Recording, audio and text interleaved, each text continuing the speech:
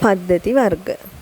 පද්ධතියක් ගත්තම ඒකේ පද්ධතිය ඒ වගේම ඒකේ වටපිටාව අතර සිදුවන විවිධාකාර අන්තර්ක්‍රියා විවිධ ක්‍රියාවලි අනුව ඒ වගේ අපි ආකාර කීපයක් හඳුනා ගන්නවා.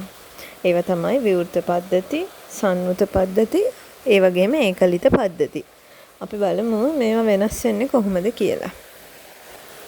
විවෘත පද්ධති කියන්නේ ශක්තිය හා පදාර්ථය එහෙම නැත්නම් ස්කන්ධය යන දෙකම වටපිටාව සමග හුවමාරු කරගත හැකි පද්ධති වලට තමයි විවෘත පද්ධති කියන්නේ. හරියට අපි නිකන් විවෘතව පවතින මොන හරි ද්‍රාවණයක් වගේ. ඔයාලට පේනවා ඇති මේකේ උදාහරණයක් විදිහට තියෙනවා මෙන්න මේ උදුනක මොන හරි රත් කරනවා. ඒකෙදි පියන ඇරලා තියෙන්නේ. ඒ කියන්නේ විවෘතයි. එතකොට ඒකේ ඒ භාජනයේ තියෙන දේවල් වලින් ශක්තියයි ස්කන්ධයයි දෙකම පිටත පරිසරයත් එක්ක හුවමාරු වෙනවා. පිටින් ලබා ගන්න ශක්තියෙන් ඒක රත් වෙනවා. ඊගාට ඒ රත් වෙන හින්දා ඒකේ තියෙන ස්කන්ධයෙන් අපි හිතමු මේකේ වතුර තිබ්බයි කියලා. එතකොට ජලය වාෂ්ප වෙලා ස්කන්ධයත් හුවමාරු වෙලා වටපිටාවත් එක්ක හුවමාරු වෙලා යනවා. ඒ වගේ පද්ධති වලට කියනවා විවෘත පද්ධති කියලා.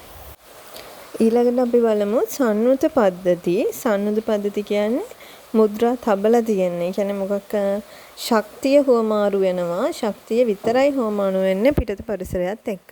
ස්කන්ධය හුවමාරු වෙන්නේ නැහැ. ස්කන්ධය ඒ පද්ධතිය තුල පවතින ස්කන්ධය නියතවම පවතිනවා. ඒ වගේ ඒවට අපි කියනවා සංවෘත පද්ධති.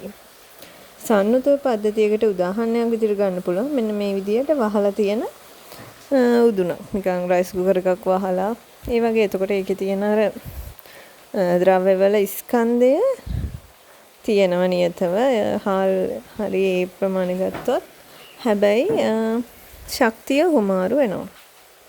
ඊළඟට අපි බලමු ඒකලිත පද්ධති. ඒකලිත පද්ධති වල ශක්තිය ඒ වගේම ස්කන්ධය යන දෙකම හුවමාරු වෙන්නේ නැහැ.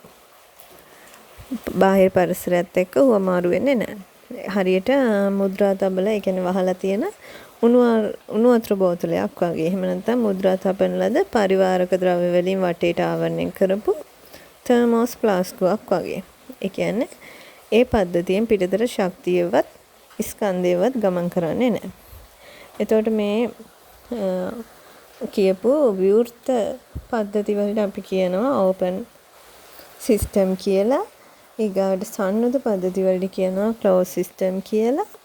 ඒකලිත පද්ධති වලට කියනවා isolated systems කියලා.